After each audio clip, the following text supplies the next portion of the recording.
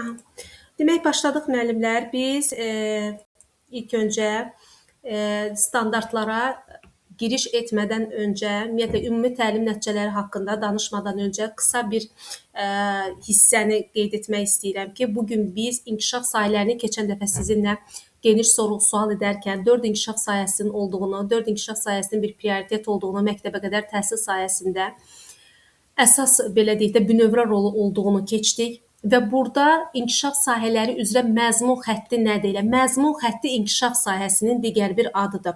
Belə deyək, inkişaf sahəsi Loro dildədir, məzmun xətti onun rəsmi adıdır. Rəsmi dövlətin təsdiqlədiyi bir addır ki, məzmun xətti bugün hər bir qrupda müəyyən olunmuş məzmunun əsas vacib hissəsidir. Yəni, əsas vacib hissə nədir? Hansı ki, bünövrə rolunu oynayır, dəyişməz rolunu oynayır, ana xətt rolunu oynayır. Yəni, burada leytmotiv olması dəyişməz olduğunu deməkdir. Və burada bünövrə ana xətti olması, məsəl üçün, bir inkişaf sahəsi ki, tutalım, deyirəm ki, fiziki inkişaf, sağlamlıq və təhlükəsizlik. Bu inkişaf sahəsi bir ana xətt deməkdir. Bir bünövrə rolu olması deməkdir. Yəni, biz bunu dəyişə bilmərik. Nə rəqəmini dəyişə bilmərik, nə xüsusiyyətini, nə birinci tutalım ki, sağlamlığı başlayıb sonra fiziki inkişafa keçək, xeyr. Yəni, bunlar ardıcıl getməlidir. Necə deyərək, fiziki inkişaf, sağlamlıq və təhlükəsizlik.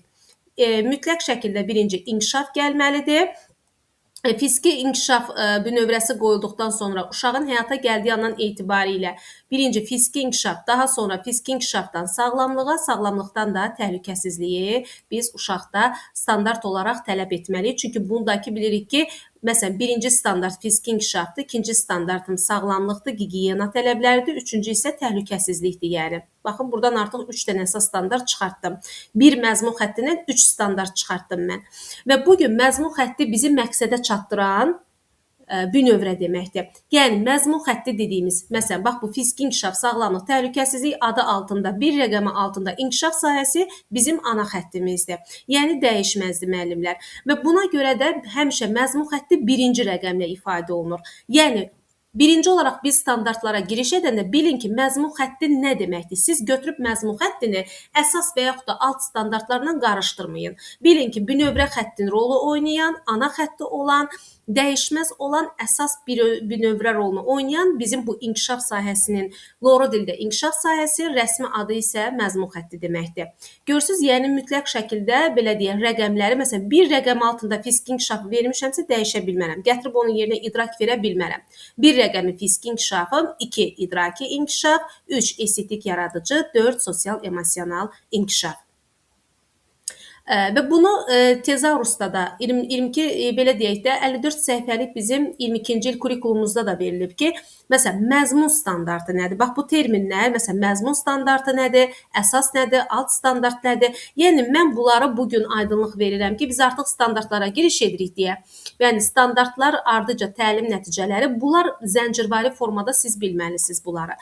Deməli, məzmun xəttinin ardınca keçirəm məzmun standartına. Deməli, məzmun standartı müəllimlər daha ümumiləşdirilmiş bir anlayışdır. Ona görə ki, məzmun standartı içərisində həm məzmun xəttini ehtiva eləyir, məzmun xətti yerləşir, həm onun əsas standartı, həm də alt standartı yerləşir. Məzmun standartı daha kompleks, ümumi bir anlayışdır ki, çünki dövlət tələbi sözü ilə bunu yadda saxlayacaqsınız ki, bugün məzmun standartı deyəndə dövlətin qoyduğu tələb, yəni dövlət tələbi. Çünki uşağın bilik və bacarıq hissəsinə, baxın, bu hissədə bilik, bu hissədə bacarıq. Bilik mənim, biliyin digər adı əsas standartdır, qeyd eləyirsiniz. Biliyin adı əsas standartdır, bacarığın adı isə alt standartdır. Deməli, bugün mən bir tərbiyəçi müəllim olaraq, əgər biliyi uşağa ötürürəmsə, biliyin digər adı informasiyadır. Yəni, informasiyanı ötürən, qarşı tərəfə ötürən şəxs mənəm, biliyi uşağa təqdim edən şəxs mənəm. Yəni, bugün əsas standartı bilik vasitəsilə uşağa verirəm və əsas standartın tələbində ki, yerləşən, əsas standartın hissəsində yerləşən alt standart isə həmin o verdiyim, ötürdüyüm biliyi bacarığa çevirirəm müəllimlər. Aydınlata bilirəmmi? Biliyi bacarığa çevirir alt standart. Əsas standart bilik hissəm, alt standardım isə bacarıq hissəm olmuş olur. Çünki bugün mən biliyi verdim, informasiyanı verdim. Bəs o informasiyanı uşağa verib onu fəaliyyətdə tətbiq edə bilmirəmsə, öyrətdiyimi, ötürdüyüm məlumatı uşağa tətbiq etdirə bilmirəmsə, bacarıq formalaşdıra bilmirəmsə, deməli mən nəticə yönümlü bir müəllim deyiləm. Deməli mən alt standartın tələbini artıq reallaşdırmıram. Deməli mən məqsədə nəyə görə biz alt standartın digər adı məqsəd qoyuruq? Çünki uşağın məqsədə çatması onun alt standartıdır. Aydındır müəllimlər. Ona görə də biz mütləq şəkildə uşağın bilik və bacarıq hissəsinə qoyulmuş dövlət tələbi hər ikisini içərisində ehtiva eləyən deməli məzmun standartı olmuş olur. Çünki məsələn biz keçən dəfə ilk dərslərdə dedik təlim nədir, təhsil nədir? Təhsilin daha ümumiləşmiş bir anlayış olduğunu, çünki dedik ki, təlim zaten təlim keçmiş uşaq təhsilli bir şəxs olur. Çünki təlim nədir? Bizim məşğələmiz. Uşaq təlim fəaliyyətində öyrənir. Məşğələ əsasında uşaq öyrənir, belə deyək də, fəaliyyəti tətbiq eləyir, uşaq stimullaşır, qiymətləndirilir. Deməli, təhsil onun ümumiləşmiş bir dövlət səviyyəsində qoyulmuş bir tələbdir, yəni təhsil. Bugün məzmun standartı da bizim gözümüzün önündə dövlət tələbidir. Harda standart gördük, dövlət tələbi sözünü orada biz tapmalıyıq. Testlərdə də düşsə belə. Aha, və hər bir standartda qeyd etdik ki, bilik və fəaliyyətdən ibarətdir. Bilik əsasdır, fəaliyyət alt standart deməkdir. Baxın, bilik uşağın nə öyrənəcəyini, yəni nəyi öyrədəcəm bugün, hansı informasiyanı çatdıracam, hansı mövzunu keçəcəm, tutalım ki, meyvələr mövzusu keçirəm və yaxud da fəsillər mövzusu keçirəm, fərqi yoxdur. O mövzu ətrafında bilik ötürürəm, informasiya ötürürəm, standartı verirəm. Yəni, bəs yaxşı, fəaliyyət öyrəndiyini necə nümayiş etdirmək deməkdir. Öyrədirsən, amma indi gəl onu tətbiq et. Gəl onu mənə cavab ver. Gəl onu mənə qaytar. Yəni fəaliyyətdə tətbiq etmə. Ona görə də əsas və alt standart bilik və fəaliyyət hissəsindən ibarətdir. Yəni qeyd etdiyimiz kimi məzmun standartı dediyimiz iki əsas hissədən, əsas və alt standartdan ibarətdir. Bəs yaxşı, əsas standart nədir? Əsas standart məzmun xətti üzrə görüləcək fəaliyyətin istiqamətini müəyyənləşdirir. Qeyd edirəm. Əsas standart, məsələn, qaydaq yuxarı başa məzmun xəttinə. Çünki burada qeyd eləyir ki, əsas standart məzmun xətti üzrə görüləcək fəaliyyətin istiqamətini müəyyənləşdirir. Mənim burada məzmun xəttim nədir? Bugün burada mənim məzmun xəttim fiziki inkişaf, sağlamlıq və təhlükəsizlikdir müəllimlər. Bu hissəni silim, beyin qarışmasın. Aha, bax bu mənim oldu birinci inkişaf sahəm. Fiziki inkişaf, sağlamlıq, təhlükəsizlik, digər adı məzmun xətti. Bax bu hissəni deyir ki, məzmun xətti üzrə görüləcək fəaliyyətin istiqamətini müəyyənləşdirir. Buradan gəlir əsas standart. Deməli, bu birinci rəqəmimdir, oldu məzmun xətti. Birinci bir rəqəmi, burada yazıram, məzmun xətti. Özünüzdə qeyd edin. Çünki məzmun xətti dedik ki, həmişə birinci gələn rəqəmdir. Aha, məzmun xətti müəllimlər. İndi ikinci bir, bax burada yazın bir nöqtə, indi keçirəm yanında ikinci bir yazıram. 1.1, bu birinci rəqəm oldu nə? Bu birinci rəqəm oldu mənim məzmun xəttim. Fiziki inkişaf, sağlamlıq və təhlükəsizlik, yəni inkişaf sahəmin adı oldu. Bəs bu ikinci birim nə oldu? Bu ikinci birim oldu müəllimlər, əsas standartım. Deməli, aha, ikinci birim oldu, əsas standartım. Əsas standartım da nədir? 1.1. Fiziki hərəkətləri yerinə yetirir. Aydındır? Bu oldu mənim nəyim? İkinci birim əsas standartım. Bəs yaxşı, indi nöqtə qoyub üçüncü biri yazmaq istəyirəm. Nöqtə, üçüncü bir. Bəs yaxşı müəllimlər, bu üçüncü nöqtə bir nə oldu? Bu da oldu mənim alt standartım. Aha, əsas standartdan çıxan məqsəd. Alt standartım oldu. Artıq alt standartda konkret olaraq fəaliyyət həyata keçirəcəm. O fəaliyyətlər ki, bizim bugün ümumi təlim nəticələrimizdə reallaşmış olur ki, alt standartların ümumiləşmiş konspekt formasıdır da ümumi nəticələr ki, yaş qrupları üzrə, məsəl üçün, biz nəyə görə deyirik? Varislik tələbi üzrə, varislik didaktik prinsip əsasında yaş qrupları üzrə uşağın sadədən mürəkkəbə doğru fəaliyyətlərin ardıcıl mənimsənilməsi, tətbiqi, həyata keçirilməsi fəaliyyətdir, alt standart fəaliyyətdir, alt standart tətbiq etmədir, bacarıqdır. Bilik nədir? Bilik əsas standartdır. Bilikdir, informasiyadır. Biz bunları əsas standartda veririk. Deməli, birinci rəqəm altında, birinci rəqəm başlığı altında bu oldu bizim məzmun xətti inkişaf sahə, birinci inkişaf sahə. Birinci inkişaf sahəmin ikinci nöqtə biri 1.1 ikinci əsas standart oldu. Üçüncü bir isə oldu alt standartım. Deməli, bu oldu məzmun xətti, bu oldu əsas standart, üçüncü bir oldu alt standart. Bura qədər sual varmı? Xeyr, müəllimə. Ay sağ olun. Baxın, bax bugün indi bu hissədə verilir ki, mənə deyir ki, məzmun xətti üzrə görüləcək fəaliyyətin istiqamətini müəyyənləşdirir. Nə? Bax bu əsas standart. Çünki birinci verdim fiziki inkişaf sağlamlıq təhlükəsizliyin ikinci birini əsas standartı nə dedim? 1.1 fiziki hərəkətləri yerinə yetirir. Məsələn, gəlirəm indi deyirəm ki, 1.2 bəs ikinci alt əsas standartım nədir? Artıq ikinci əsas standart dəyişir. Olur gigiyena qaydaları, masa arxasında davranış qaydaları. Aydındır, artıq dəyişdi. Aha, 1.3 nə oldu? 1.3 oldu təhlükəsizlik. Təhlükəsizlik qaydalarına riayət etməsi. Görürsüz, dəyişir.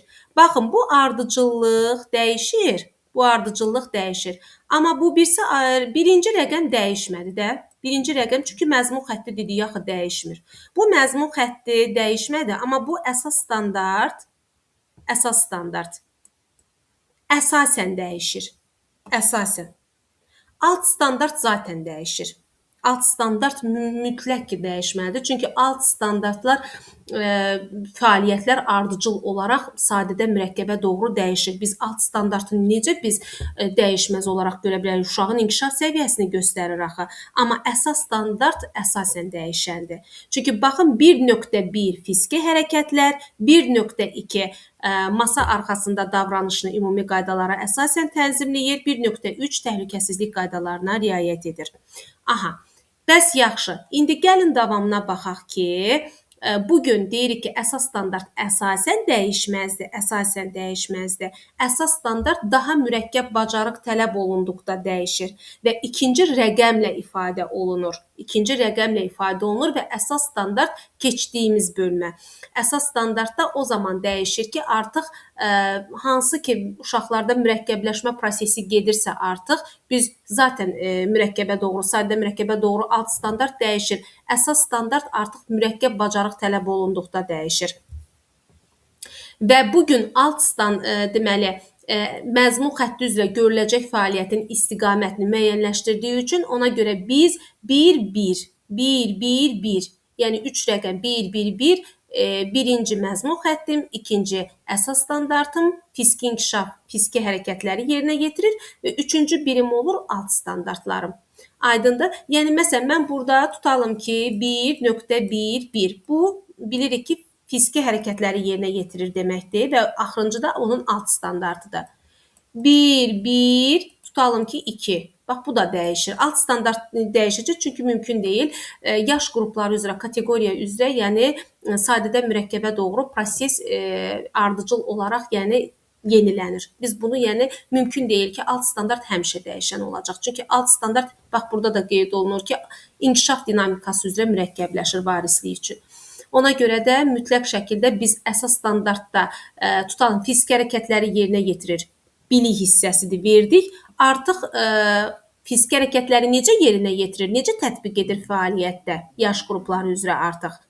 Məsəl üçün, birincidə biz deyirik ki, hələ yavaş-yavaş ya qalxır, oturur, durur. Sonra gimnastik skamyanı biz orta qrupda görürük. Sonra böyük qrupda artıq dırmanma, nərdivana dırmanmanı görürük. Artıq məktəbə hazırlıqda bir çeviklik görürük. Belə deyək də, getdikcə artıq proseduranın biz fərqinə vardığımız üçün ardıcıllığın. Ona görə də biz görürük ki, artıq bacarıq mürəkkəbləşdi. Və bugün deməli alt standartın funksiyalarına artıq baxmaq istəyirəm ki, çünki alt standartın dəyişən olduğunu qeyd etdik, inkişaf dinamikasını qeyd etdik, mürəkkəbləşdiyini qeyd etdik. Alt standartdakı burada budur ki, məsəl üçün məqsəd. Məqsəd harda gördünüzsə, alt standart götürürsüz. Əsas standartda məqsəd olmur. Əsas standart sadəcə məzmun xəttinin tələbini verir. Sizə fiziki inkişaf, sağlamlıq, təhlükəsizliyin tələbini verdi. Bir fiziki hərəkətləri yerinə yetirir. Bu oldu mənim əsas standartım. Amma üçüncü birim nədir? Üçüncü birim artıq alt standartın tələbidir ki, bugün məqsədin dəqiq müəyyən olunmasıdır. Mütləq şəkildə məqsəd. Sonra təlim strategiyalarının düzgün seçilməsi. Təlim strategiyaları nədir? Təlim strategiyaları bizim düzgün planlaşdırmamızdır, bizim düzgün təlimin təşkilinə verilən tələbdir. İş forması, iş üsullarının seçilməsidir. Strategiya, planlaşdırma. Yəni bunlar zəncirvari gedir. Təlimdə inteqrativliyi təmin edir, əhatəliliyi, əlaqələndirməni, inteqrativliyi verirsiniz. Yəni desələr ki, yəni alt standartın funksiyaları hansılardır seç, hansılar daxildir, məqsəd götürəcəksiniz, təlim strategiyası, inteqrativlik götürəcəksiniz. Aha. Daha sonra alt standart formativ qiymətləndirmədir. Formativ bildiyimiz kimi şəxsi inkişafı izləmə deməkdir. Və alt standart mütləq şəkildə 3-cü rəqəmlə ifadə olunur. Baxın, burada qeyd olunub. Məsələn, bax burada 3, 1, 4. Tutalım ki, bax bu birinci 3 bizdə hansıdır? İnkişaf sahəsi, estetik yaradıcı. Bu bizim oldu məzmun xəttimiz. İkinci bir rəqəmi burada bizim 3.1 sadə bədii yaradıcı nümunələr. Yəni estetik yaradıcının belə deyək də əsas standartıdır və 4 burada nədir? Artıq alt standart deməkdir. Fəaliyyət deməkdir ki, 3.1-in yaradıcının fəaliyyəti. Aha. Bura qədər sual var müəllimlər. Təlim nəticələrinə də baxaq. Xeyr müəllimə. Aydın olur sizə? Bəli, müəllimə. Aha, bugün ümumi təlim nəticələri qeyd etdiyim kimi müəllimin nəticə yönümlülük mütləq şəkildə qeyd edirsiniz. Müəllimin nəticə yönümlülük didaktik prinsipinin tələbinə ayaqlaşır ki, çünki biz nəticə yönümlülük deyirik ki, öncədən, sonda nəticəyə çatmaq, əvvəlcədən müəllimin planlı, produktiv olması, əvvəlcədən müəllimin belə deyək də məqsəd qoyması və bugün yaş qrupları üzrə biz məqsədlər ki dediyimiz, baxın məqsəd nə dedim mən? Alt standart. Alt standartda biz məqsəd götürürük. Çünki biz məqsədi alt standartdan çıxardırıq. Alt standart da nədir? Bugün fəaliyyət deməkdir. Bilik əsas standartdır, fəaliyyət alt standartdır. Çünki biliyi verirsən, bəs sən onu həyata keçirə bilmirsənsə, mən keçən dəfə dedim, necə ki o pedaqojun tamlığında didaktik, belə deyək, ümumi qarşılıq prinsiplərdə dedim ki, pedaqoji prosesin tamlığı budur ki, inkişaf etdirici, tərbiyə edici funksiyası olması. Biliyi verirsən, amma onun heç bir tərəfinə toxunmursan, tərbiyə edici tərəfini vurğulamırsan, inkişaf etdirici etmirsənsə, deməli prosesin tamlığı pozulur. Çünki sən bugün biliyi verirsənsə, sən ona anlayışı verirsən, göstərirsən, amma onu necə tətbiq etməlisən, necə həyata keçirtməlisən? Uşaqda onu əgər bir yaradıcı düşüncə bacarığı formalaşdıra bilmirsənsə, bir onu fəaliyyətdə stimullaşdıra bilmirsənsə, deməli bu natamam bir təhsil oldu. Bu natamam bir belə deyək də uşaqlara pedaqoji proses getdi. Yəni olmadı bu. Bununla uşaq inkişaf edə bilməz. Mütləq dərəcədə alt standart bizim məqsədimizdir. Çünki biz məqsədi alt standartın tələbi əsasında çıxardıq. Çünki bu gün bizim ümumi təlim nəticələri alt standartın ümumiləşmiş məqsədlər toplusudur, yəni ümumi təlim nəticələri müəllimlər. Ona görə də biz yaş qrupları üzrə alt standartları əzbərləyə bilməyən müəllim, çox müəllimlər qarışdırır. Çünki rəqəmlərə görə qarışdırırlar ki, ay müəllim axı çoxdur. Məsələn, əsas standart nə var ki, yadda saxlamağa hər inkişaf sahəsi üzrə, amma alt standartlar çoxdur. Amma onu çətinlik çəkirsinizsə, bugün tövsiyə edirəm ki, alt standartları ümumi təlim nəticələri ilə bilin. Çünki sizə alt standartlar qəbulda düşməyəcək. Sizə ümumi təlim nəticələri düşəcək ki, məhz elə 2023-də də, 2025-də də, yəni 2022-dən bu tərəfə ki MİQ imtahanı keçirilibdir. 3 dəfə MİQ imtahanında ümumi təlim nəticələrindən 2 dənə, ən az 2 dənə mən sual görmüşəm, yəni. Və bugün biz yaş qrupları üzrə baxanda ümumi təlim nəticələrinə erkən yaş dövrü, biz bildiyimiz kimi 1-ci, 2-ci körpələrdir ki, bunu ümumiləşdirib 1-3 yaş inkişaf dövrü kimi verirlər ki, hər iki körpələr qrupunda təlim nəticələri necə olmalıdır? Məsələn, baxın, birinci inkişaf sahəmiz fiziki inkişaf sağlamlıqdır, düzdür, bu bizim bir nöqtəmiz. Bu birinci bizim nədir? Məzmun xəttimizdir. Məzmun xətti üzrə bizim tutam ki, axı biz dedik 1.1, 1.1. Bu ikinci bir. Nədir? İkinci birimiz fiziki hərəkətləri yerinə yetirir. Fiziki hərəkətləri yerinə yetiririn alt standartları baxın buradadır müəllimlər. Alt standartları baxın bu hissədədir. Ümumiləşdirilmiş formadadır. Daha durub, yəni 1-1, 1-1-2, 1-1-3, 1-1-4, yəni belə getmir. Ümumiləşmiş formada sizə verir ki, məsəl üçün 1.1-in, məsələn, fiziki inkişaf sağlamlıqda yaş qrupu üzrə 1-3 yaş dönəmi, körpələr dönəmində sadə fiziki hərəkətləri uşaq yerinə yetirir. Deməli, uşaq sadə sözü ilə müəllimlər bunu yadda saxlayacaqsınız ki, sadə fiziki hərəkətləri yerinə yetirir. Çünki yavaşca qalxır, oturur, durur, yəni hələ asta-asta hərəkətlərlə başlayır. Bu sizin getdi fiziki hərəkətlər, 1.1 fiziki hərəkətlər olan standartınıza. İkinci, bax oldu bu bir. Biz indi keçdik ikinci alt standart. Biz yaxşı yaza bilmirəm burada. Hə. İndi keçdik ikinci alt standart. Üzr istəyirəm, ikinci əsas standart. Bu oldu birinci. İkinci əsas standartınız gəlir 1.2. Bilirik ki, masa arxasında davranış qaydalarıdır. Sadə gigiyena qaydalarına əməl edir. Bu oldu bizim ikinci əsas standartımızın ümumiləşmiş təlim nəticəsidir ki, artıq yenə burada uşaq hələ körpədir. Hələ sadə gigiyena qaydalarına əməl edir. Tutalım ki, əllərini dəsmalla qurulamağı, əllərini yumağı, belə deyək də, sadə gigiyena, burada biraz yenə də qeyd edirəm, özünə xidmət bacarığı ilə, əməyi ilə qarışdırmayaq ki, çünki özünə xidmətdə də var sadə özünə xidmət bacarıqları. Sadəcə bir fərqini demişəm ki, özünə xidmətdə daha çox böyüklərin nəzarəti o əməyin növünün içərisində gedir. Amma sadə gigiyena qaydalarına əməl edir bizim fiziki inkişaf sağlamlığın 1.2 əsas standartında gigiyena bölümündə qeyd olunur ki, sadə gigiyena qaydalarına, məsəl üçün dəsmalından istifadə etməsi, darağından istifadə etməsi, deməli bu qaydaları uşaq artıq yavaş-yavaş bilir. Bilir və əməl etməyə çalışır.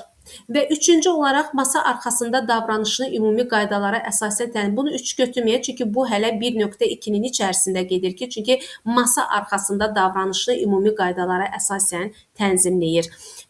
Necə ümumi qaydalara əsasən? Yəni böyüklərin nəzarəti altında çalışır ki, otursun, çalışır ki, belə deyək də, müəllimin verdiyi, yəni göstərişi əsasında, belə deyək də, stolda oturma qaydalarını, masa arxasında oturma qaydalarını artıq alışa bilsin.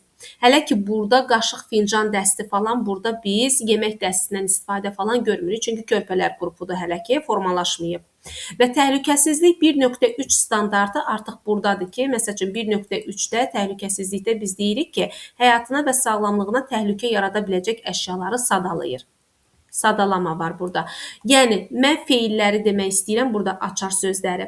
Əsas məsələ, əlamət olaraq sadə sözünü yadda saxlayırsınız 1-3 yaş dönəminə, sadə sözü mütləq şəkildə götürəcəksiniz 1-3 yaş körpələr qrupuna. Və buradan qeyd edirəm 1-3 yaş sadə sözü.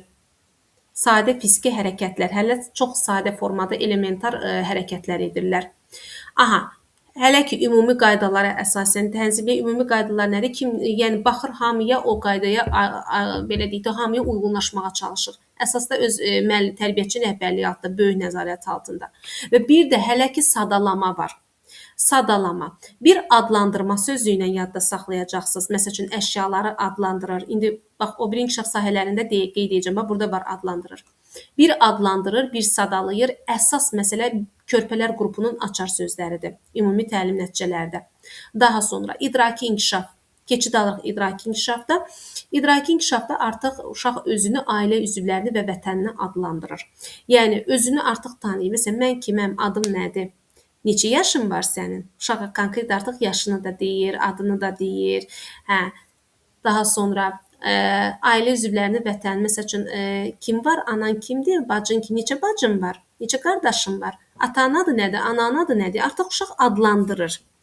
Çünki bilir deyə konkret artıq adlandıra bilir ki, məsələn, bu mənim anamdır, bu mənim bacımdır, qardaşımdır və s. Yəni vətəni, öz yaşadığı ərazi tutalım ki, sadə. Sadə suallar əsasında danışır. Çünki biz sadə primitiv suallar veririk, uşaq cavab verir. Müşahidə etdiyi əşyaları adlandırır. Ətrafında nə ki, çünki 1-3 yaş dönəmi uşağın əşyavi manipulyativ sfera dövrü olduğuna görə müəllimlər daha çox uşağın bu dönəmdə hələ təfəkkür formalaşmayıb deyə uşaq ətrafa daha çox manipulyasiya edir necə qavrayış əsasında və qavradığı əşyalarla, predmetlərlə bağlı müşahidəçilik qabiliyyəti formalaşır ki, müşahidə edir. Nəyi görür, nəyi əlinə alır, sensor təcrübədə axı. Sensor tərbiyəyə yiyələnən bir dövrdür deyən uşaq onu təcrübədən keçirir, artıq onları adlandırır ki, məsələn, bu əşya budur. Bu budur. Hələ konkret bilmir bu əşyadan necə istifadə eləsin. Hələ adlandırır, ad verir. Daha sonra sadə riyazi təsəvvürlərə malik olduğunu nümayiş etdirir. Sadə riyazi təsəvvürlərdə biz bilirik ki, 2.3 standartımızdır və hələ ki sadə riyazi təsəvvürlər deyəndə məsəl üçün böyükdür, kiçikdir, azdır, çoxdur. Yəni bu kimi anlayışları bəli, hələ ki konkret say bilmir, yəni hesab bilmir, yəni say fəaliyyəti formalaşmayıb, yəni miqdar təsəvvürləri belə deyək də, yəni ədəddən əvvəlki dövr. Bunu yadınızda saxlayın ki, çünki burada hələ rəqəm falan heç bir say fəaliyyəti yoxdur. Aha. Və bir də dairəvi əşyaları adlandırır. Çünki zaten uşağın ən birinci körpəlik dönəmindən hələ onlarda bilirsiniz ki, bucaq anlayışı yoxdur, həndəsi fiqurlar yoxdur, təpə nöqtəsi deyə bir anlayış yoxdur deyə uşaq daha çox ovaldır, dairədir, kürədir, topdur, topun formasını hiss eləyir, daha çox bilir ki, bu top dairədir, yumru formadadır. Ona görə daha çox hələ ki bir növ yumru dairəvi əşyaları hələ ki adlandırır, amma fərqləndirmir. Adlandırırsın. Bax bu dairədir. Dairə topu götürürdük ki, bax bu topdur. Yumrudur. Forması necədir? Dairə, yumru, topdur. Aha, bax bu qaydada. Deməli, adlandırır sözləri daha çox bizdə yer alır, bir də sadalama. Sadalaması 1-3 yaş dönəminə daxildir, körpələr dönəminə. Bəs yaxşı, 3-cü inkişaf sahəm olan, bu 2 oldu, idrakdır bu, müəllimlər. Aha, bu oldu 3-cü estetik yaradıcı, təbii ki, məzmun xəttimdir, inkişaf sahəmdir və estetik yaradıcıda artıq təsvir vasitələrindən təyinatına görə istifadə edir. Çünki təsvir vasitələri nə ola bilər? Qarşısında kağızdır, albomdur və yaxud da ola bilər sulu boya da verə bilər, amma ən birinci uşaqlara körpəlik dönəmindən karandaş vermək məsləhət görülür ki, uşaqlarda rəng anlayışı yaratmaq üçün rəngli karandaşlar vasitəsilə. Məsəl üçün, karandaşdan nədə çəkəcəksən, kağızda çəkəcəksən, nə çəkmək istəyirsən, daha hələ onlar çəkə bilmirlər, daha doğrusu çizmək istəyirlər. Nəsə çizgilər necə gəldi, belə deyək də, qeyri-real xətlərdən falan istifadə edərək necə gəldi, çizmə, rəngləmə üsulları olur onlarda. Çünki onlarda konkret olaraq təsvir çəkmə prosesi yoxdur 1-3 yaşda. Məsələn, rəngləri adlandırır, yenə adlandırır deyirik. Çünki bu qırmızıdır, bu sarıdır, məsələn, bu mavidir, bu yaşıldır. Uşaq artıq rəngi tanıyır ki, adlandırır. Çünki tanıtmaq üçün də onu mənimsədirik biz uşaqlara, öyrədirik əvvəlcədən ki, uşaq artıq onu adlandırsın, bilsin ki, bu rəng nədir, budur. Artıq sonrakı dönəmdə konkret olaraq təsvir vasitələrini istifadə edən zaman hansısa bir obyekti rəngləyəndə bilsin ki, necə rəngləyir. Məsəl üçün, da götürüb günəşi, məsələn, qırmızı rəngləməsin. Aha, eyni zamanda musiqiyə gəlincə isə hərəkətlərini musiqi melodiyası, yəni melodiyanı eşidir, o melodiyaya əsasən nəsə hərəkətlərini, tutalım rəqs etmədə, hərəkətlərini istəyir ki, ona uyğun etsin. Məsəl üçün, yavaş tempdədirsə, yavaş hərəkətlər, ritmik bir mahnıdırsa, yüksək, belə deyək də, hərəkətlərini uyğunlaşdıra bilsin. Sosial-emosional inkişaf sahəm 4-cü məzmun xəttimdə ilkin ünsiyyət. Burada sadə sözü ilkin deməkdir müəllimlər. Zaten düzdür, ilkin indi orta qrupda da var. Onu mən bir dənə qeyd eləyəcəm. Bircə sosial-emosionalda burada ünsiyyəti ilkin kimi götürürsünüz ki, çünki uşaq ilk dəfə ünsiyyət bacarıqlarına yiyələnmiş olur. Amma yəni təzə-təzə hələ ünsiyyətə girir deyək ətrafdakılarla. Çünki onların belə deyək də ətraf aləmə bələdləşmə sferası olduğuna görə 1-3 yaş dönəmində onlar belə deyək də emosional ünsiyyət deyirik. Deməli emosional bağlılıq deyirik. Ətrafdakılara qarşı belə deyək də bir münasibət formalaşması, yəni onların sensor tərbiyə əsasında ətrafa, insanlara bələdləşməsi, yəni ilkin ünsiyyət bacarıqlarını artıq qazanırlar 1-3 yaş dönəmində ümumi təlim nəticəsi olaraq. və eyni zamanda hissləri başa düşür və adekvat cavab verir. Adekvat cavab vermə qəfildən refleksiv cavab vermədir. Yəni sanki qəfil uşağın belə deyək də cavab verməsi, düşünülməmiş bir cavab vermə götürülür də bu. Çünki hələ bunlarda tam düşüncə, şuur formalaşmayıb deyə necə gəldi cavab verə bilər bu uşaq. Ona görə də mütləq bunu ilkin ünsiyyət bacarıqları və adekvat belə deyək də adekvat hərəkət etmə kimi götürə bilərik. Aha. Bu da oldu bizim 1-3 yaş dönəminin ümumi təlim nəticələri ki, əsas biz sadə sözü ilkin ünsiyyətdə götürürük. Çünki ilkin sözü orta qrupda da var. Mən onu qeyd eləyəcəm indi hansı inkişaf sahəsindədir. Sadalayır, adlandırır, əsas əşyaları adlandırma bacarığı formalaşır 1-3 yaş dönəmində. Aha, indi isə keçdik 3-4 yaş. Bu oldu bizim orta qrup. Orta qrupda isə yenə birinci inkişaf sahəm üzrə, birinci fiziki inkişaf sahəm üzrə olacaq ki, hərəkətləri müvazinətli saxlayaraq yerinə yetirir. Müvazinəti saxlayaraq. Artıq uşaq bir dayanıqlılıq var. Bir belə deyək də dözümlülük var ki, bir növ müvazinətini saxlayır. Məsəl üçün, birinci körpələrdə nə deyirdi? Birinci körpələrdə deyirdi ki, hələ bu sadə hərəkətlərlə başlayır. Görürsüz? Artıq burada orta qrupda biz nə deyirik? Müvazinətini saxlayaraq yerinə yetirir. Özünü tənzimləyir artıq. İlkin gigiyena qaydaları. Gigiyena artıq 1.2-nin standartında, burada artıq sadə yox, ilkin gigiyena. Çünki sadə gigiyenanı biz 1-3 yaş dönəminə qeyd eləmişik. Bax, bunu unutmayaq, qarışdırmayaq ki, sadə gigiyenanı biz 1-3 yaş dönəminə dedik. Amma ilkin gigiyena qaydalarını artıq orta qrupda qeyd edirik ki, çünki konkret olaraq uşaq ilkin gigiyena qaydaları, sadə gigiyena budur ki, məsələn mən dedim də adi əl üzünü yuması falan, dəsmalla qurulaması, paltarını normal deməli soyunması, dəyişməsi, geyinməsi təbii ki, böyük nəzarəti altında, yəni olmalıdır bu. Çünki körpədirlər, bunlara nəzarətsiz buraxmaq olmur. Mənimsəyir. Çünki ilk əvvəl mütləq şəkildə tərbiyəçinin nəzarəti altında olmalıdır. Artıq sonradan gigiyena mən demişəm ki, gigiyena müstəqil olur da, yəni əməkdən fərqli olaraq, özdən xidmətdən fərqli olaraq gigiyena müstəqil olur.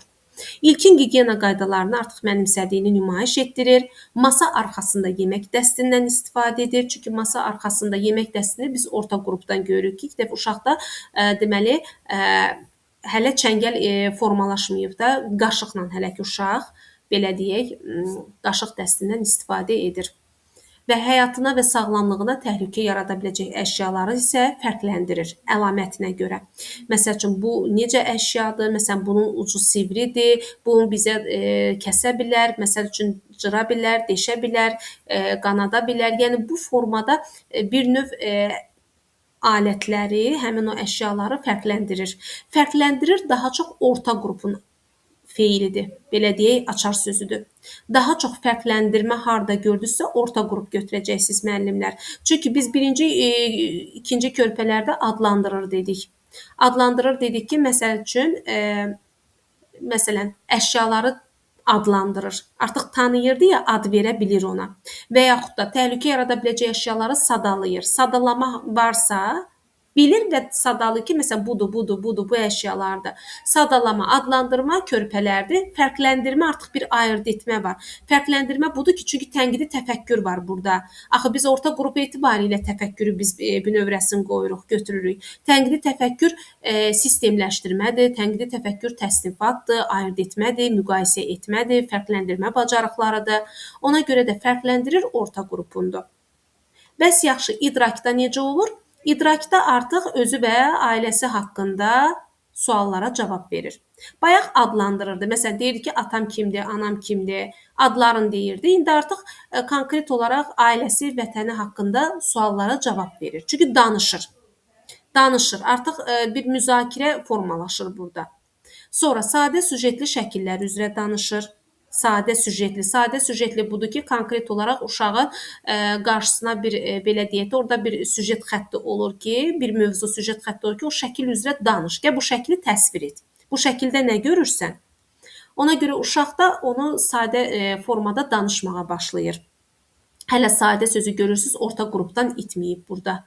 Bunu birinci körpələrlə qarışdırmağa ehtiyac yoxdur burada sadə sözü. Çünki biz süjet sözünü orta qrupda görürük. Görürsüz 1-3 yaş dövründə biz nə demişdik? 1-3 yaş dövründə deyək ki, sadə suallar əsasında danışır. Süjeti biz burada görməmişik. Şəkil üzərində, şəkilli süjet üzərində danışmağı biz orta qrupdan dedik. Sadə süjetli şəkillər. Müşahidə etdiyi əşyaları fərqləndirir. Bayaq dedik ki, adlandırırdı.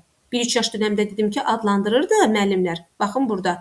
Müşahidə etdiyi əşyaları adlandırdı harda? Körpələrdə. Amma indi deyirəm ki, fərqləndirir. Çünki fərqləndirir, mən dedim axı orta qrupun əsas açar sözüdür. Fərqləndirir. Konkret olaraq bilir ki, məsəl üçün bu əşya nədir? Bu bundan necə fərqlənir? Məsələn, qələm nədir? Karandaş nədir? Aha, məsəl üçün artıq uşaq bilir ki, telefon nədir? Televizor nədir? Əşyalarla 3 dairəsində riyazi əməliyyatlar yerinə yetirir. Zaten bu 3 dairəsi bizim məşhur sözümüzdür ki, riyaziyyatda 3-ə qədər hesablamanı biz orta qrup etibarilə veririk. Forma və ölçüsünə görə fərqlənir. Artıq uşaq orta qrupda müəllimə. Biz indi riyaziyyat məşğələsində daha geniş biləcəyik ki, uşaqlarda ilk dəfə ölçü anlayışı orta qrupdan etibarən formalaşdırılır. Aha, həndəsi fiqurlardır. Orta qrupdan etibarən uşaqlara biz öyrətməyə başlayırıq. Çünki uşaq artıq orta qrup uşağı bilməlidir ki, 3 bucağın 3 dəfə nöqtəsi var. Kvadrat nədir? 4 dəfə bucağı var. Dairəni zaten bilirdi körpələr qrupunda. Yəni burada adlandırırı görüb, xahiş edirəm, körpələr götürməyin. Çünki adlandırırdısa dairəni adlandırırdı 1-3 yaş dönəmində. Baxın burada. Burada deməli dairəvi əşyaları adlandırır körpələrdə. Sırf dairədən söhbət gedir. Biz orada heç bir həndəsi fiquradı çəkməmişik. Amma orta qrupda biz konkret olaraq nə deyirik? Həndəsi fiqurlar deyirik. Həndəsi fiqurları adlandırır. Çünki həndəsi fiqurlar harda gördünüz? Orta qrup götürəcəksiniz. Estetik yaradıcıda artıq sadə təsvirlər çəkir. Gördünüz, mən bayaq dedim ki, körpələrdə təsvir çəkmirdi. Körpələrdə, yəni qeyri-real formada çizgilər edirdi. Aha. Sadə təsvir sözü. Sadə təsvir ilk dəfə uşaq nə zaman çəkir? 3-4 yaş etibarilə ümumi təlim nəticəsi götürürsüz. Təsvirlərində uyğun rənglərdən istifadə edir. Niyə uyğun rənglər götürür? Çünki 1-3 yaş dönəmdə zaten uşaq, biz dedik ki, estetik yaradıcıda artıq uşaq rəngləri adlandırırdı. Çünki rəngi artıq tanıyırdı körpələrdə. Biz onu öyrətmişdik ki, uşaqlar sarı nə rəngdir? Sarı ilə uyğun məsəl üçün bir meyvə gəlin göstərək. Yaşıl necədir? Məsələn, bizdə yer çəmənlik, otluq nə rəngdə olur? Yaşıl rəngdə olur. Məsəl üçün deyirəm. Ona görə də uşaqda artıq bu rəng anlayışı yarandığı üçün, artıq uşaq rəngi adlandırdığı üçün orta qrup etibarilə də təsvirdə də uyğun rənglərdən istifadə edir. İndi konkret məsəl üçün çəkdiyi alma şəklini bilir ki, bunu qırmızı rəngdə rəngləsin. Əgər deyilibsə qırmızı, məsələn, alma qırmızı da ola bilər, yaşıl da ola bilər və s. Yəni konkret obyektin rəngini bilir, uyğun rənglərdən istifadə edir. Musiqini anladığını ifa bacarığı ilə. Biz gördük ki, körpələrdə ifa sözü görmədik. Biz körpələrdə gördük ki, hələ ki hərəkət edir. Belə deyək də, rəqs etmək istəyir. Körpədir, rəqs etmək istəyir. Hərəkət etmək istəyir. Bilmir yavaş tempdə hərəkət eləsin, yoxsa ritmik tempdə. Daha belə yüksək əhval-ruhiyyə ilə mahnının tempinə uyğun. Əgər şən mahnıdırsa, əgər belə deyək də çılğın bir mahnıdırsa. Yəni bax bunu biz melodiyaya uyğunlaşdırırdıq körpələrdə. Amma görürsüz orta qrup etibarilə biz ifa bacarığı görürük ki, sanki ağzında zümzümə eləyir. Dinləyir, musiqi duyumu formalaşıb. Çox da gözəl duyur, eşidir. Başlayır onun ağzında zümzümə etməyə. Bu cür yadda saxlayın. Çünki orta qrupdur. Hələ tam bu oxuya bilmir. Amma sosial-emosional inkişaf olaraq 4-cü məzmun xəttimdə deyirəm ki, sadə ünsiyyət etiketlərinə əməl edir. Amma körpələrdə ilkin ünsiyyət demişdim müəllimlər.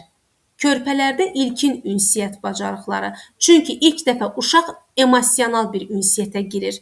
Daha çox bu yaxını ilə, anası ilə olur, evdə belə deyək də bacı qardaşı ilə olur, doğması ilə. İlkin ünsiyyət bacarıqları biz körpələr götürürük müəllimlər.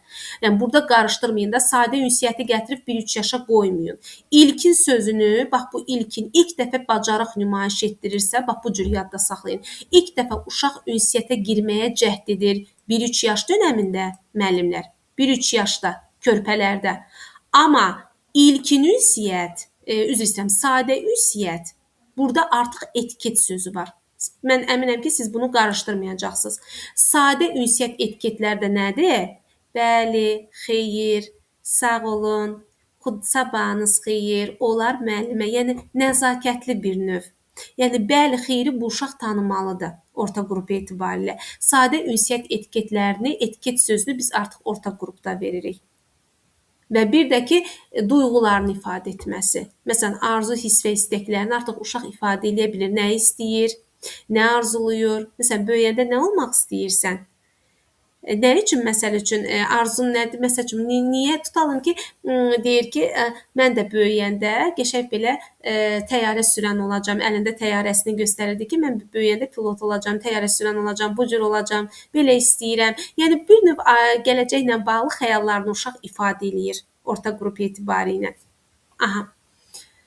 İndi isə gəlib çatdıq böyük qrupa. Böyük qrupda artıq təbii ki, vəziyyət bir qədər də mürəkkəbləşir. Çünki artıq uşağın, belə deyək də, tam sosial bacarıqlarının formalaşdığı bir dönəmdir ki, 4-5 yaş qrupunda artıq uşaqların tam qrup halında belə deyək də, qrupa uyğun bacarıqlar, uşağın əməkdaşlıq motivlərinin üzə çıxması, eyni zamanda qayda qoyulması. Yəni uşaqlara mütləq biz qaydaları tətbiq edirik 4-5 yaş dönəmindən etibarən. Çünki 4-5 yaşa qədər uşaqlarda o qədər də biz qaydaları körpədirlər orta qrupda həmçinin. Artıq bir qayda qanun yaratmaq, uşaqlara qaydaları izah etmək, növbətçilik bacarıqları falan hamısı bu yaş dövründə özünü göstərir ki, gəlin indi ardıcıllıqla bir-bir inkişaf sahələrini qeyd eləyək. Fiziki inkişafda müəllimlər fiziki hərəkətləri verilən komandaya uyğun yerinə yetirir. Artıq burada komanda əmri. Görürsüz, qayda tətbiq etdim. Komanda budur. Gəlin verilmiş əmrə uyğun, komanda əmrinə uyğun hərəkəti belə deyək də yerinə yetirək. Mütləq bax kollektivə uyğunlaşma, qrupa uyğunlaşma artıq biz komanda sözünü böyük yaş qrupunda görürük. Eyni zamanda 1.2 gigiyenada müəyyən olunmuş gigiyena qaydalarına əməl edir. Nədirsə qayda odur, əməl edəcəksən. Artıq da səni davranış qaydalarını tənzimləmə, artıq anlama, mənimsəmə devrin deyil. Artıq konkret müəyyən olunmuş qayda qanun var masa arxasında və yaxud da gigiyena qaydalarına artıq əməl etməlisən. Çünki bilirsən. Bilirsən, artıq 4-5 yaş dönəmindəsən. Eyni zamanda masa arxasında mədəni davranış qaydalarına əməl etmə. Yəni artıq süfrə mədəniyyətinə gedən bir dönəm olduğu üçün müəllimlər konkret olaraq mədəni davranış qaydalarını biz böyük qrup etibarilə uşaqdan tələb eləyirik. Və 1.3 təhlükəsizlikdə isə artıq deyirik ki, bilirik ki, uşaqlar konkret bilirlər hansı əşyalarla, hansı ki təhlükəli əşyalardır, onlarla necə davransın. Yəni təhlükəsiz davranma bacarıqları necə etsin ki, bu uşağa xələl yetirməsin, xəsarət yetirməsin. Təhlükəsiz davranma bacarıqları nümayiş etdirsin. Aydındır? Yəni artıq məsələn orta qrupda uşaq hələ onu bilmirdi. Çünki orta qrupda biz qayıtsaq əvvələ deyirdik ki, hələ uşaq nə edir? Bir saniyə baxım. Orta qrupda biz deyirdik ki, konkret olaraq fərqləndirir. Çünki bilir ki, məsəl üçün hansı əşya necədir? Hansı tutalım ki, bıçaq olsun, nə bilim başqa bir kəsici, deşici aləti olsun. Bunlar fərqləndirir ki, məsələn vursam belə olar, kəssəm belə olar, fərqləndirir. Amma böyük qrup uşaqları konkret olaraq təhlükəsiz artıq davranma bacarığı var. Davranış bacarığı artıq böyük qrupa xas bir əlamətdir. Aha. Və eyni zamanda idrakda artıq konkret özü olsun, nə bilim yaxını olsun, vətəni olsun, ailəsi olsun, konkret məlumat verir, danışır. Sən sual verdin, vermədin, danışır. Day sadə suallara cavab vermir, day adlandırmır, day şərh edir, sadəcə məlumat verir. Ətraflı məlumat verir.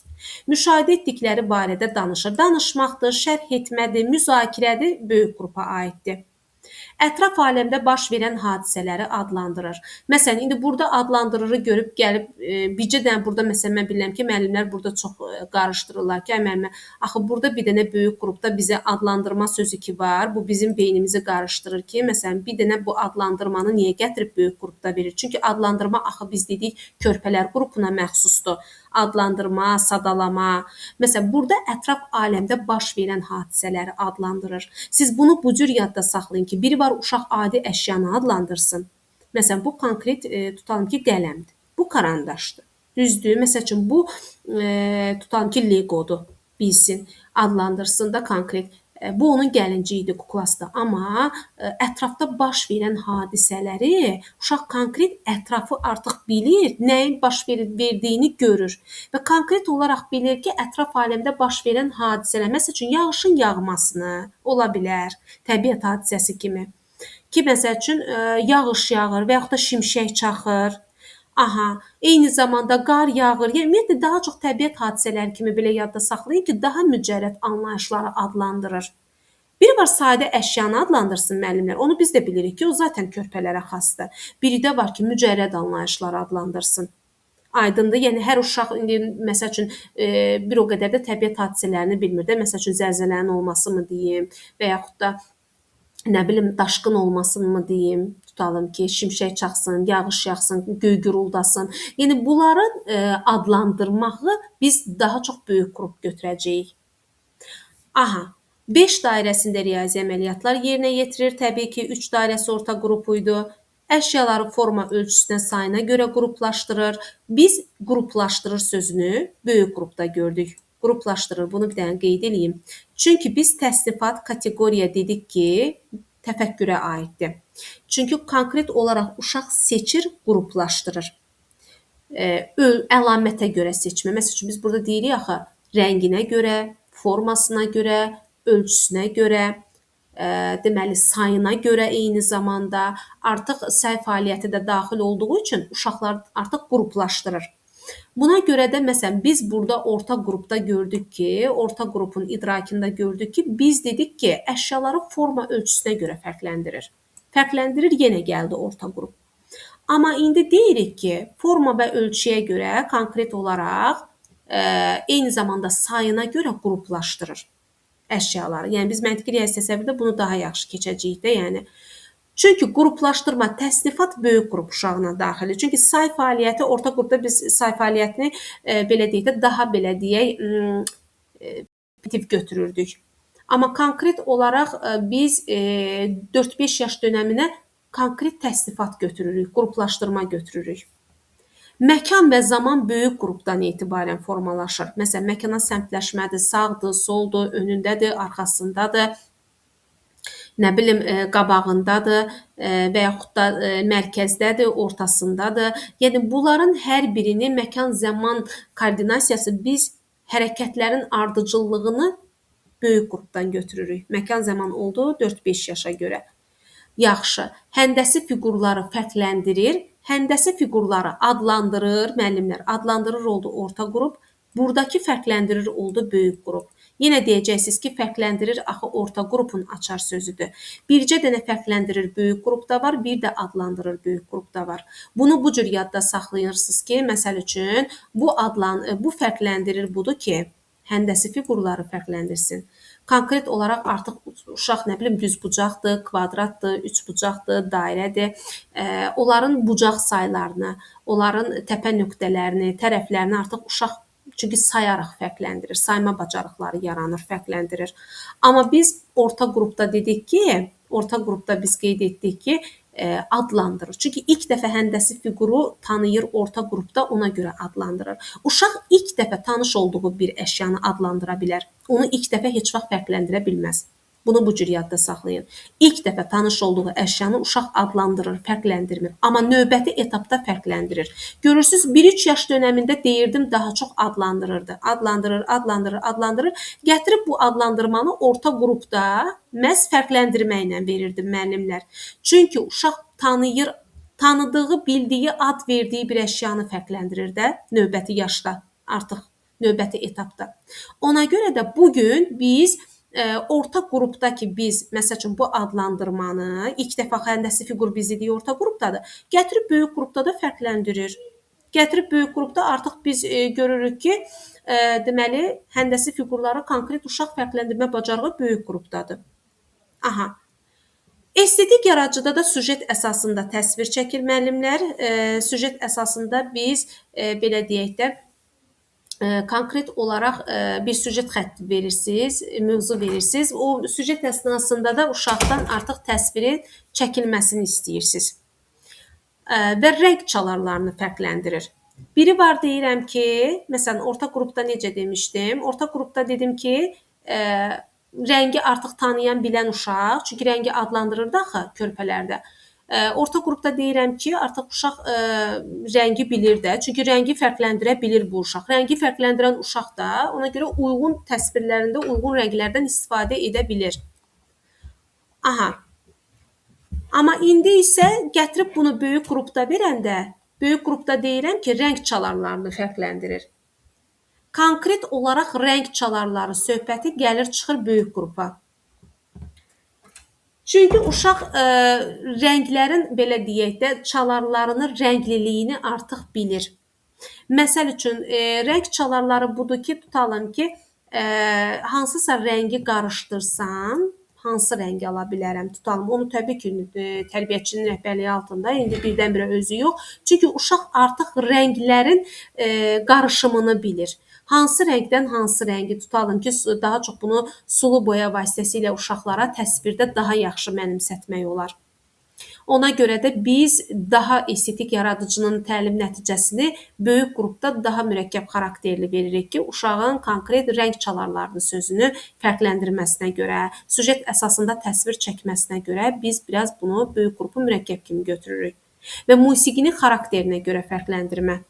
Biri var ki, məsəl üçün ifa bacarığı orta qrupda dedik, nə bilim hərəkətlərini uyğunlaşdırma melodiyaya görə körpələrdə dedik, amma böyük qrupda artıq deyirik ki, musiqinin xarakterinə görə fərqləndirir. Konkret uşaq artıq musiqi ilə uyumlaşır. Bilir ki, məsəl üçün bu musiqidə necə olmalıdır, asta tempdəmi oxumalıyam, yüksək tempdəmi oxumalıyam, nə cür hərəkət etməliyəm. Konkret olaraq xarakter söhbətinə görə fərqləndirmə biz böyük qrup etibarilə götürürük. Bəs yaxşı, sosial-emosional inkişafda necə olur? Sosial-emosionalda əməkdaşlıq bacarıqları, biz dedik axı, 4-5 yaş qrupu daha çox uşağın sosiallaşma bir dövrüdür ki, qruplarla ayaqlaşma, konfliktlərin həll edilməsi, problem həll etmə bacarıqları, bir-birinə kömək, güzəştə getmək, yəni bunlar hamısı əməkdaşlıq. Əməkdaşlıq görürsünüz, biz indiyənəcən heç əməkdaşlıq sözünə rast gəlmədik, ancaq ünsiyyətdən danışdıq. Artıq əməkdaşlıq, yəni kooperativliyi biz gətirib sosial, emosional, üzr istəyirəm, 4-5 yaş qrupunun sosial emosionalında görmüş olacağıq. Eyni zamanda, deməli, digərlərinin arzu və istəklərini dəyərləndirməsi. Dəyərləndirmə odur ki, qiymətləndirmək. Məsələn, orta qrupda biz dedik ki, öz arzu və istəklərini uşaq artıq, belə deyək də, bilir. Çünki burada biz qeyd etdik ki, orta qrupda biz qeyd etdik ki, arzu və istəklərini ifadə edir. Məsəl üçün, arzun nədir? Nə hiss edirsən? Nə gözləyirsən? Məsəl üçün, istəyin nədir? Amma artıq böyük qrupda deyir ki, belə deyək də, qarşı tərəfin, başqalarının, öz yoldaşlarının, başqalarının, məsəl üçün, anasının, bacı qardaşının arzu istəklərini qiymətləndirir artıq. Ətrafı artıq, özünün yox. Çünki artıq biraz da onun düşüncəsi, biraz da onun beyin, belə deyək də, quruluşu ona imkan verir ki, düşünməyə. Yəni, təfəkkür genişdir deyə artıq uşaqlar, böyük qrup uşaqları daha yaxşı analiz edə bilirlər də, yəni düşünə bilirlər onu. 5-6 yaş dövründə artıq, biz 5-6 yaş dövrü məktəb hazırlıq dövrüdür, bilirsiniz ki, 5-6 yaş dövründə artıq uşaqlarda biz daha da mürəkkəb xarakterli görürük ki, məsələn, bugün biz ümumiləşdirsək bunu, tutalım fiziki inkişafla ümumiləşdirsək, görürük ki, müxtəlif hərəkətləri yerinə yetirir. Fiziki hərəkət, belə deyək, 1.1-də fiziki inkişafla bağlı müxtəlif hərəkətləri yerinə yetirir. Çünki müxtəlif hərəkətlər artıq konkret olaraq tərbiyəçi hansı təlimat verirsə, hansı qayda verirsə, hər formada hərəkətləri artıq uşaq, təbii ki, mənimsənilmiş hərəkətləri uşaq artıq yerinə yetirə bilir. Çünki onun müvazinəti, onun dayanıqlığı, onun fizioloji bədən quruluşu artıq ona imkan verir bunu etməyə. Aha, eyni zamanda gigiyena qaydalarını özünə nəzarət əsasında nümayiş etdirir. Niyə özünə nəzarət veririk burada müəllimlər? Ona görə ki, uşaq yəni bunu kör-koranə etmir. Uşağın diqqəti üzərində olur. Özünü tənzimləməsi var burada. Aydındır. Özünü tənzimləmə, özünə nəzarət, məsəl üçün necə davranmalıdır, necə hərəkət etməlidir. Yəni bir süfrə mədəniyyəti də, belə deyək, artıq süfrə mədəniyyəti formalaşır ki, çünki biz burada masa arxasında süfrə mədəniyyətinin yələndiyini nümayiş etdirir. Yəni konkret olaraq uşaq bir mədəniyyət, bu Montessori deyilir, sensor mədəniyyət anlayışı. 4-5 yaşda artıq sensor mədəniyyət formalaşır, artıq uşaq bir məktəbə hazırlıq dönəmində bir mədəniyyətə yiyələnmiş olur. Eyni zamanda təhlükəsizlikdən artıq təhlükəli vəziyyətlərdən qorunma qaydalarını izah edir. Çünki o artıq bunu başa düşən, dərk edən uşaq nəinki özünü, həm də yoldaşlarını da artıq o təhlükədən xilas edə bilər. O təhlükəli qaydalardan, yəni qorunmanı onlara başa sala bilər. Bu artıq izah etmədir, şərh etmədir. Konkret olaraq məktəbə hazırlığın baxın izah etsin, yəni nümayiş etdirsin. Bunlar hamısı məktəbə hazırlığın açar sözləridir. İdrakin inkişafı. İdrakin inkişafında kiçik təqdimatlar edir. Çünki artıq uşaq bu dəfə nə danışmır, nə suallara cavab vermir, nə konkret olaraq adlandırmır, falan fərqləndirmir. Kiçik təqdimatlar nümayiş etdirməsi, belə deyək, məktəbə hazırlıqdır. Sonra məsəl üçün mövzu verirsiniz, o mövzu ətrafında uşaqdan tələb edirsiniz ki, ətraflı danış, fikirlərini şərh et. Bu məktəbə hazırlığın xüsusiyyətləridir. Sonra ətraf aləmdəki məsəl üçün hadisələrə bir münasibət bildirir. Fərqi yoxdur da. İndi məsələn bu biz ətraf aləmlə tanışlıq məşğələsində bunlar daha çox uşaqlardan onların müşahidəçilik qabiliyyətini yoxlamaq üçün məsələn suallar veririk. Uşaqlar belə deyək daha çox gəzinti ekskursiyaların təşkilində biz deyirik ki, məsəl üçün müəyyən bir obyektə qarşı, müəyyən hadisələrə bağlı, məsələn gördüyü ilə bağlı nələr bildirərsən, nə deyərsən, fikirlərin nədir, nə düşünürsən? Bunlar hamısı münasibət bildirmə falan, bunlar məktəbə hazırlıqdır. Məsələn, burada fərqləndirir deyir. Fərqləndirir, amma baxır nəyi fərqləndirir. Ona mütləq diqqət yetirin. Çünki biz ilk dəfə hərf sözü, görürsüz, hərf indi biz rast gəlirik də, yəni heç böyük qrupda da hərf demədik. Yəni savad təlimi məşğələsi biz bilirik ki, 5 yaşdan etibarən biz uşaqlara savad təlimi, yəni səs, hərf fərqləndirməni keçirik. Yəni uşaq artıq hərfi, hərfin verdiyi səsi, hərf səs anlayışını fərqləndirir, hərfi tanıyır, artıq hərflərdən hecalar falan, hecalardan sözlər, cümlə, cümlələrdən şifahi mətnlər qurur. Savad təliminin bütün komponentlərini müəllimlər gətirib qoyursunuz məktəbə hazırlığa. Kəsmə əlifbadır, savad təlimidir. Sonra əşyalarla riyazi təsəvvürlərdə 10 dairəsi qeyd etdik ki, deməli 3 orta qrup, 5 dairəsində deməli böyük qrup, 10 dairəsində artıq məktəbə hazırlıq qrupudur. Və hadisələrin məkan və zamana görə müqayisə edir. Məkana və zamana görə müqayisə etməsi. Çünki biz böyük qrupda dedik ki, böyük qrupun uşaqlarında biz idrakda dedik ki, burada deməli zaman anlayışında biz qeyd etmişdik ki, məkan və zamana görə hərəkətlərin ardıcıllığı qeyd eləyirdik ardıcıl olaraq. Amma artıq məktəbə hazırlıqda biz deyirik ki, konkret olaraq uşaq deməli baş verən hadisələri müqayisə eləsin. Məsələn, hansı məkanda baş verir, hansı zamana görə baş verir, yəni bunları bir növ müqayisə edir. Çünki müqayisə etmə biz bilirik ki, qruplaşdırma sözü ki, ilk dəfə yarandı, orta qrup etibarilə qruplaşdırma yarandı deyə, artıq qruplaşdırmadır, müqayisə etmədir. Böyük və məktəbə hazırlıq qruplarında bu feilləri biz çox görəcəyik. Eyni zamanda həndəsi fiqurlardan istifadə etmə. Aidiyyatı üzrə. Yəni biri var, məsələn biz böyük qrupda dedik ki, fərqləndirir. Həndəsi fiqurları fərqləndirir. Orta qrupda ilk dəfə həndəsi fiqurları gördük, dedik adlandırdı. Amma məktəbə hazırlıqda aidiyyatı üzrə bilməlidir ki, uşaq harda istifadə eləyir. Aha, mütləq istifadə etmə sözünü biz məktəbə hazırlıqda görürük. Estetik yaradıcıda sadə kompozisiya. Görürsünüz, kompozisiyanı biz böyük qrupda görmədik. Biz artıq konkret olaraq kompozisiyaları biz məktəbə hazırlıqda görürük. Böyük qrupda süjet xətti idi. Təsvir prosesində rəng çalarlarından istifadə edir. Biz rəng çalarları sözünü ilk dəfə böyük qrupda gördük. Böyük qrupda biz necə dedik? Böyük qrupda dedik ki, rəng çalarlarını fərqləndirir. Hələ ki, belə deyək də, öyrənirdi ya rəng çalarlarını, artıq onu fərqləndirməyi də bacarır. Çünki bilən uşaq fərqləndirir də onu. Fərqləndirən uşaq da artıq gətirir 5-6 yaş dönəmində nə edir? 5-6 yaş dönəmində artıq onu gətirir təsvir prosesində istifadə edir. Çəkdiyi şəkildə artıq həmin o rəng çalarlarından istifadə edir. Artıq bilir ki, məsəl üçün mənzərədə hansı rəng çalarlarını verəcək. Aha, musiqidə də ki, ifaçılıq, konkret olaraq ifa bacarıqlarını nümayiş etdirir. Konkret olaraq, məsəl üçün, tam rahat formada himnimizi səsləndirə bilir, ifa edə bilir, yəni. Hansısa bir tutan tədbirdə mahnını, musiqini artıq səsləndirə bilir, bacarığı nümayiş etdirə bilir. Sərbəst ifaçılıq bacarıqları məktəbə hazırlıqdır. Sosial emosional olaraq da ki, artıq bu dəfə biz bilirik ki, əməkdaşlıq motivləri böyük qrupda quruldu və əməkdaşlıq əsnasında da ünsiyyəti sosial normalara əsasən tənzimləyir. Sosial norma budur ki, ətrafı, çevrəsi. Çünki sosiallıq onun ətrafı deməkdir. Bir var uşaq tək başına, çünki tək başına ünsiyyət olmur. Ünsiyyətini sosial normalara əsasən, yəni sosial normalar budur ki, məsəl üçün uşaq davranış qaydalarını bilməlidir. Nəzakətli davranış qaydalarına artıq yiyələnir uşaq. Ona görə də o davranış qaydalarını həmin o belə deyək də davranış mədəniyyəti, o nitq etiketlərini artıq mənimsəyib deyə uşaq o qaydalar, məsələn, norma nədir, qayda, qanun nədir, necə davranmalısan? Ətrafa necə davranmalısan, böyüklə, kiçiklə necə davranmalısan. Məsəl üçün, uşağa biz bu mənəvi keyfiyyətləri biz uşağa başa salmalıyıq. Aşılamalı ki, məsəl üçün, böyük gələndə, müəllim içəri girəndə ayağa qalx, məsəl üçün, icazə almaq istədin, əl qaldır, icazə istə, öz başına qrup otağını tərk etmə və yaxud da, məsəl üçün, yaşlı insanlara necə hörmət qoyarsan. Məsəl üçün, qoca gəldi, dur, ayağa qalx, yer ver. Məsəl üçün, yıxılana ayağa qaldır, kömək et. Aha.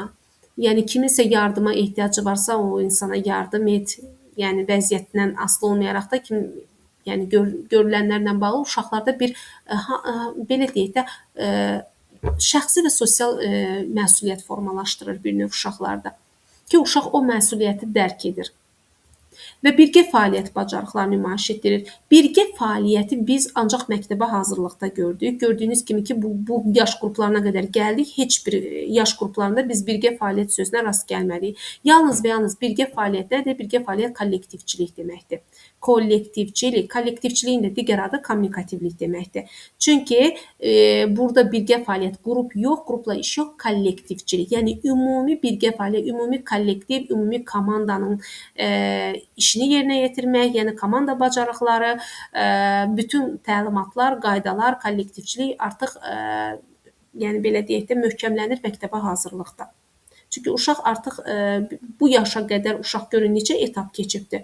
Ünsiyyətin sadə formalarından tutmuş, artıq gəlib əməkdaşlıq motivləri, ünsiyyətin belə deyək də, sosial davranış modelləri, sosial normalar əsasında davranması, bütün nitq etiketləri daxil, davranış mədəniyyətinə qədər, süfrə mədəniyyətinə qədər, artıq birgə fəaliyyətinə qədər, yəni stimullaşır da bu uşaq. Tam hazırdır, belə deyək də, kiçik məktəb yaşı dövrünə. Bu da olur bizim artıq son olaraq 5-6 yaş dönəmində olmuş, belə deyək də, sonda qazanılmış ümumi təlim nəticələridir. Yəni, düzdür, çox oldu biraz, çox oldu ona görə ki, əslində çox deyil, mən çox danışdım, çox ətraflı, geniş izah verdim ki, yəni, sizin üçün heç bir cümlə, heç bir nüans, xırdalıq, qaranlıq qalmasın, yəni, bu izahıma da baxdınız, belə deyək də, tam bu izah əsnasında da öyrənirsiniz. Ümidvaram ki, yəni, yadda qalacaq. Yəni, bu qədər. Sual varsa, buyurun.